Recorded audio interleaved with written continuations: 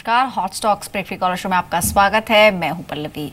आज बाजार पर जब चर्चा करेंगे, लेकिन उससे पहले नजर डालते हैं शो में खास क्या है। सबसे पहले बात करते हैं L&T टेक्नोलॉजी के IPO की। सोमवार को IPO खुलने वाला है, क्या आपको इसमें निवेश करना चाहिए और साथ ही क्या बारीकियां हैं, इस पर बातचीत होगी। साथ ही घट सकती है जुलाई में इंडस्ट्रियल ग्रोथ, तो क्या कहता है पोल, आपको बताएंगे। और साथ ही सोमवार के लिए कौन से हैं वो 20 शेयर जो देंगे आपको जबरदस्त मुनाफा। लेकिन बात करते हैं आप मार्केट्स की। आज बाजार पर मुनाफा वसूली ही हावी रही। एक तरफ जहां सेंसेक्स 29,000 के साइकोलॉजिकल लेवल के नीचे ही बंद हुआ, वहीं निफ्टी भी 8,900 के स्तर पर टिक नहीं पाया। लगभग 1% की गिरावट के साथ निफ्टी 8867 पर क्लोज हुआ।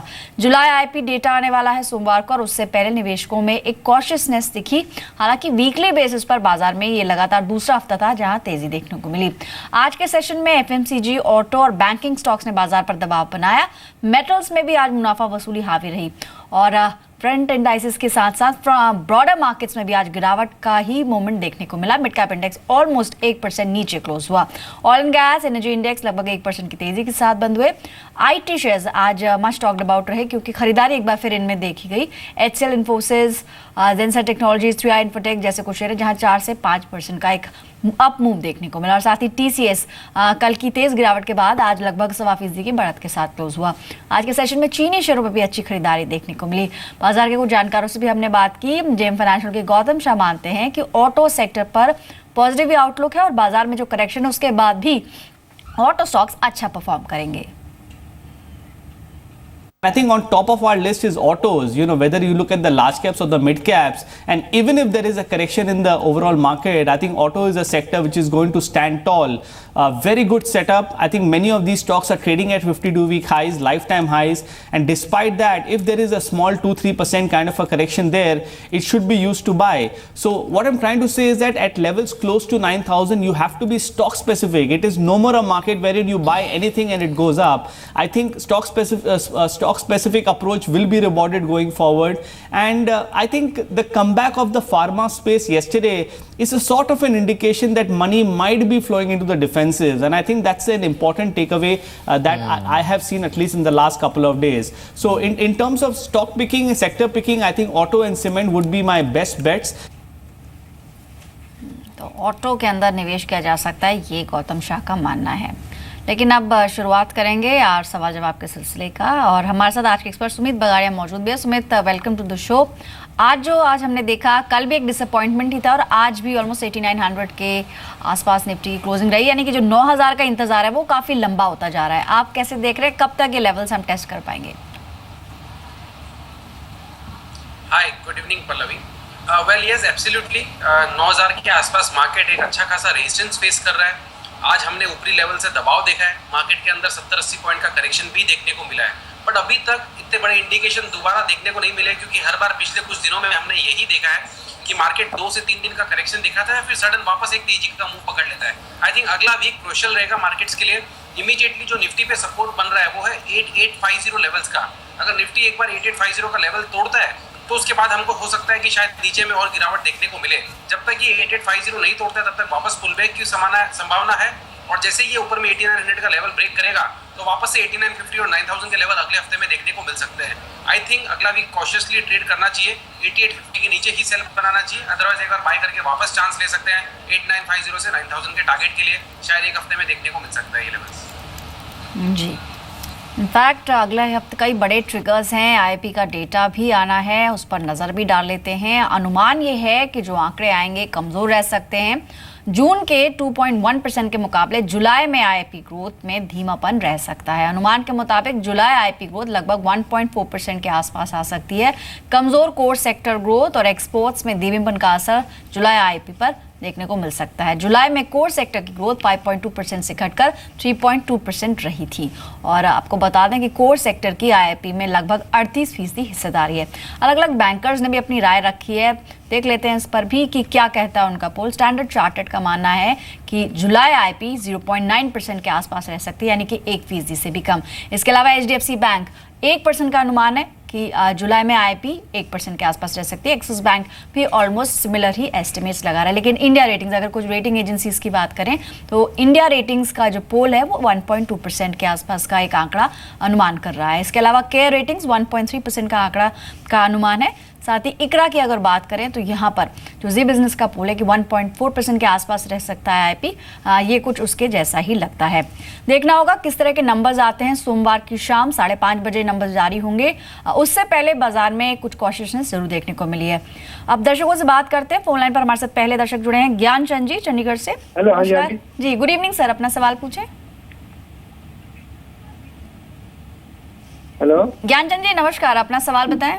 हेलो सर, आज मेरे पास 105 शेयर आस्था मैक्रो के हैं। आस्था मैक्रो के, ठीक है, उसके लिए पूछना चाहता था भी इनको क्या करूँ। आपने 127 पर खरीदा हुआ है? 105 शेयर जो मैंने लिए हुए हैं 127 रुपए पे, 127। ठीक ठीक, छोटी अवधि के लिए है ये निवेश? अब महीना 1.5 महीना हुआ है लेकिन। हाँ जी, okay okay, alright. Sumit almost 1-1.5 महीने से इसे होल्ड कर रहे हैं। 127 पर इनकी खरीद है। टेलीकॉम इक्विपमेंट बनाती है एस्ट्रा माइक्रोवेव। चार्ट कैसा लगता है आपको? आज तो डेलो के आसपास ही क्लोज हुआ है स्टॉक।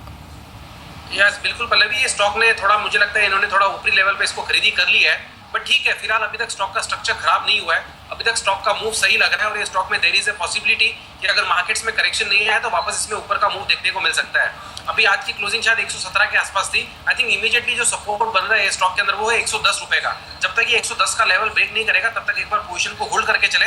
ऊपर में जैसे ही 124-125 का लेवल निकालेगा तो 130 से 135 तक के लेवल देखने को मिल सकते हैं। फिलहाल स्टॉक के ऊपर होल्ड की सलाह रहेगी। स्ट्रिक्ट स्टॉप लॉस 110 लगा के होल्ड करें।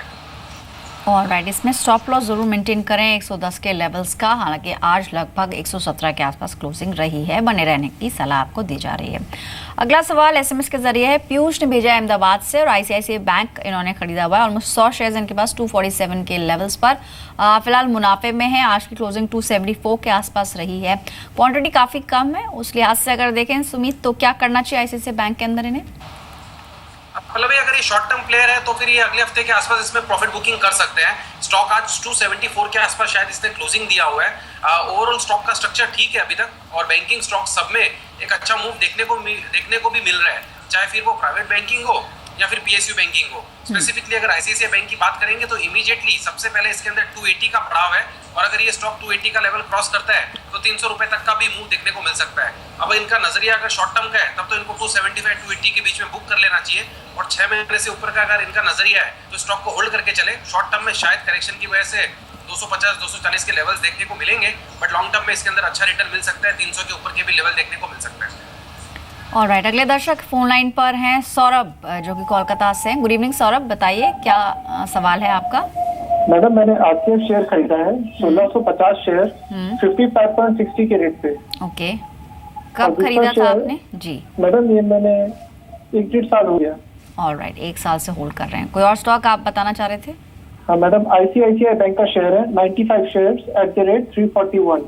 ओके ठीक है, आईसीआईसीआई बैंक पर जस्ट हमने बात की है। इनके लिए क्या कुछ अलग सलाह रहेगी आपकी? और साथ ही आरसीएफ राष्ट्रीय केमिकल एंड फर्टिलाइजर्स भी इन्होंने खरीदा हुआ है। यहाँ पर खरीद ऊपरी स्तरों पर है, 55 रुपये 60 पैसे के आसपास की इनकी खरीद है।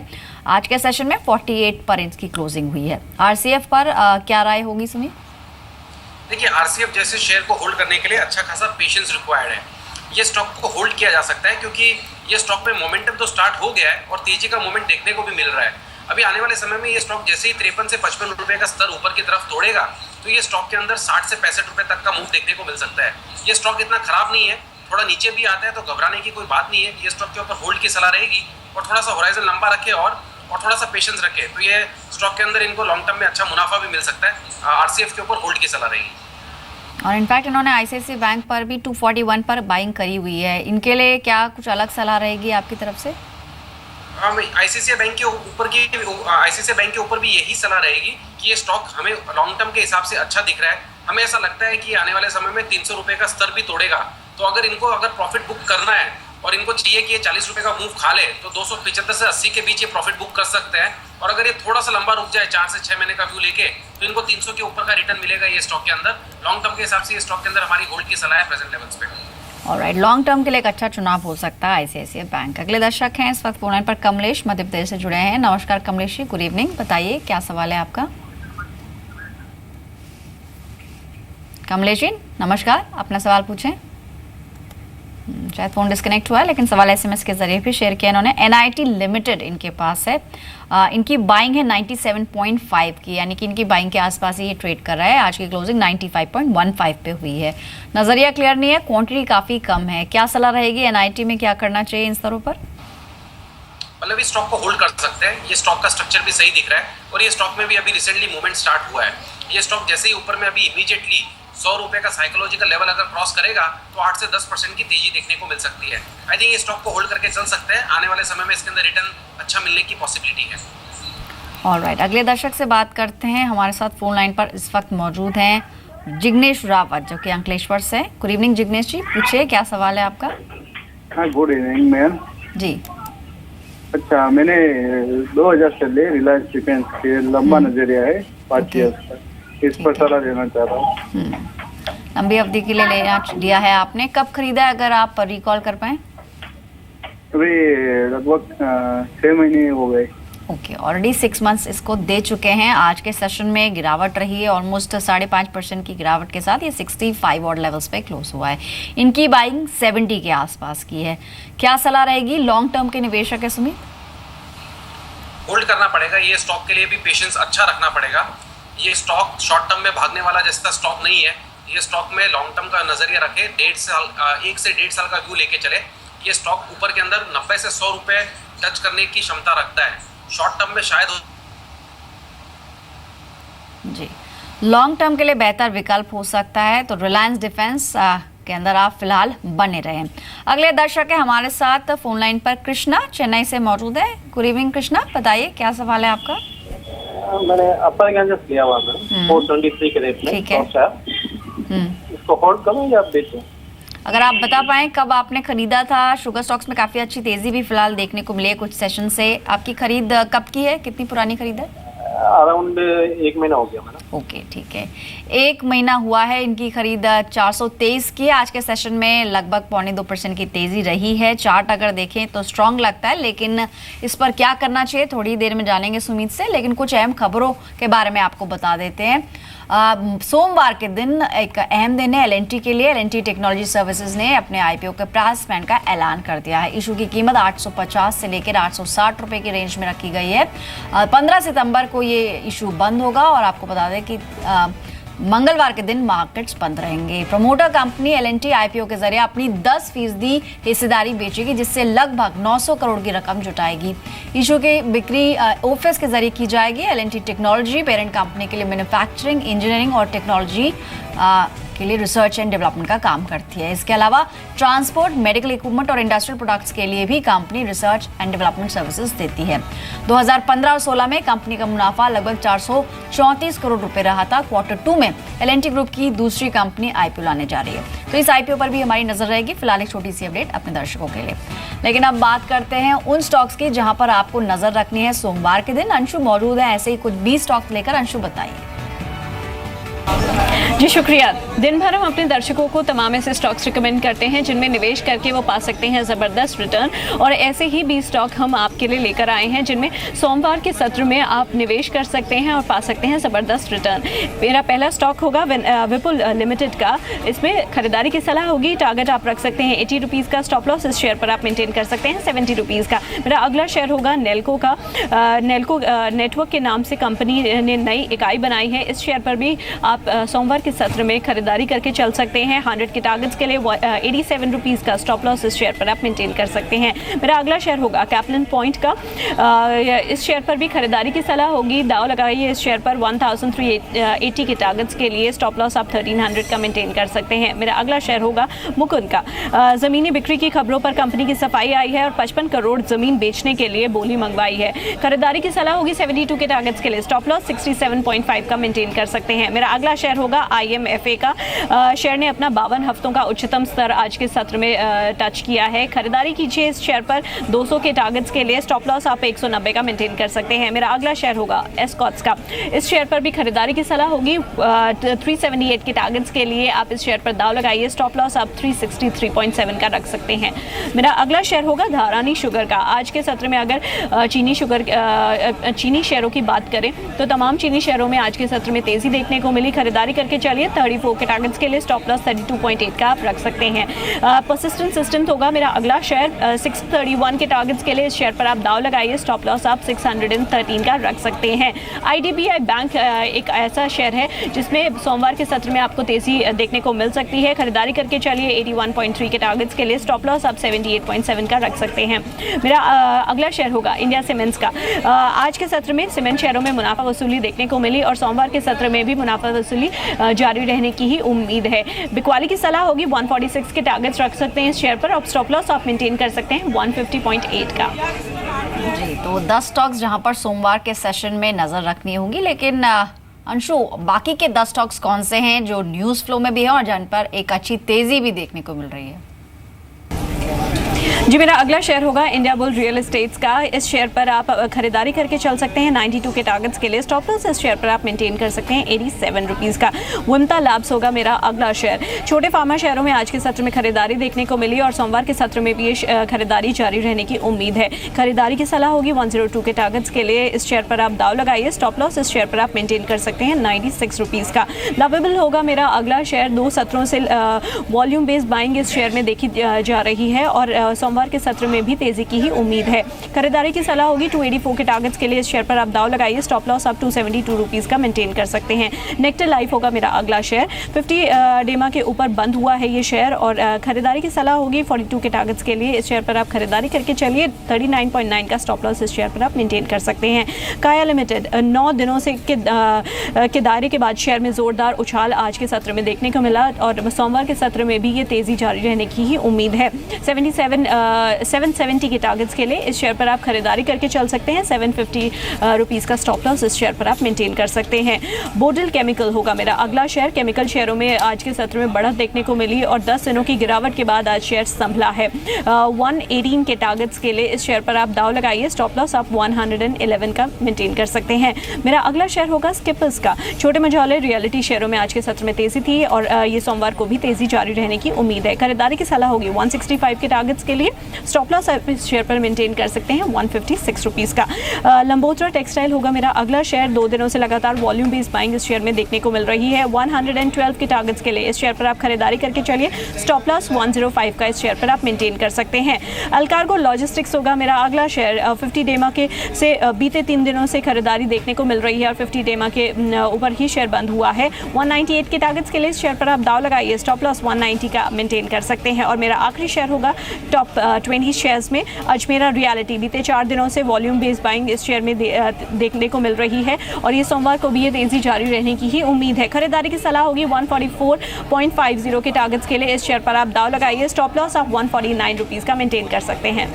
शुक्रिया अंशु बताने के लिए वो 20 स्टॉक्स जहां पर नजर रखनी है मंडे के सेशन में, लेकिन हमने आपको कुछ और ऐसे स्टॉक्स बताए जहां पर शानदार मुनाफा आप लोगों ने कमाया। सबसे पहला स्टॉक फास्ट 50 में दिया गया था ऑटोलाइन इंडस्ट्रीज का। टारगेट्स 53 के दिए गए जहां पर टारगेट सुपर सीड किया स्टॉक ने और ऑलमोस्ट 20% के रिटर्न्स आज के सेशन में मिले।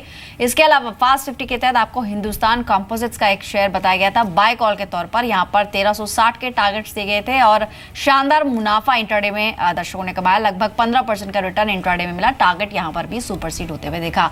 साथ ही सुपर शेयर यानी आज सुबह 9:30 बजे विवीमेड लैब्स का स्टॉक आपको बताया गया था। खरीदारी की सलाह यहाँ दी गई थी और इंट्राडे में लगभग 6% तक के रिटर्न्स आपको मिले हैं। तो ये वो स्टॉक्स थे जहां पर आपको नजर रखनी है और जहां पर शानदार मुनाफा भी आपको मिला है।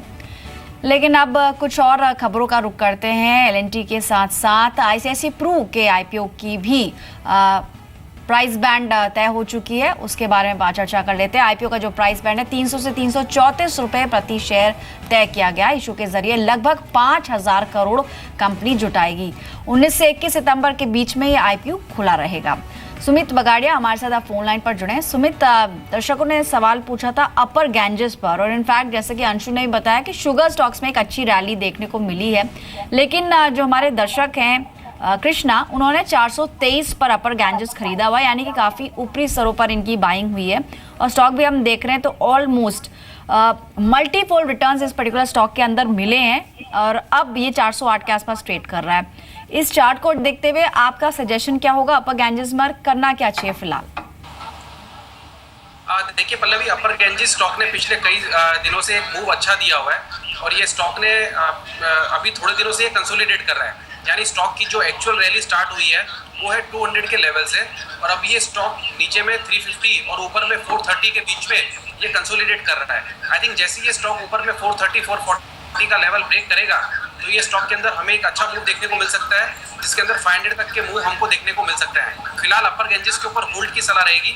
इनका भाव 423 का है, अभी चल रहा है 410। अगर ये स्टॉक ने इमीडिएटली 370 या 350 का लेवल ब्रेक किया तो फिर हमको एक वीकनेस देखने को मिलेगी, अदरवाइज ये स्टॉक स्ट्रॉन्ग है। ऊपर में जैसे ही ये 450 का लेवल ब्रेक करेगा तो 500 तक का मूव देखने को मिलेगा, होल्ड करने की सलाह रहेगी।